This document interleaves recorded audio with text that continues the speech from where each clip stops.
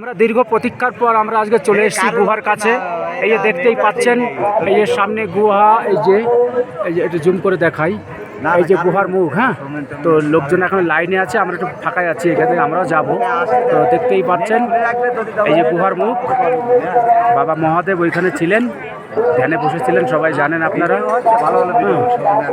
তো জানেন আপনারা, ভালো করেই জানেন সেটা। তো বিষয়টা হচ্ছে, দেখতে পাই পাহাড়ে, দুটো পাহাড়ের মাঝখানে এই গুহাটা। আর আমরা যে রাস্তাতে উঠে এসেছি, এটা দেখেন কি ঢালু রাস্তা, একদম খাড়া। এই রাস্তাতে আমরা এসেছি। আর ওই সামনেটা দেখতে পাচ্ছেন, ওইখানটা আমরা চান করেছি, চান করে নতুন বস্ত্র পরিধান করেছি। তো দেখতেই পাচ্ছেন এই যে গুহার মুখ। তো সামনে আমাদের আর মোবাইল নিতে দেবে না, এটাই শেষ ভিডিও। এটা দেখতেই পাচ্ছেন, এই যে পাহাড়টা একটু দেখেন দর্শক বন্ধুরা, হেবি সুন্দর লাগছে, দারুণ লাগছে পাহাড়টা। এর যদি কোনো একটা পার বা কোনো একটা সাইড যদি ভেঙে পড়ে, হাজার হাজার মানুষ মারা যাবে এখানে।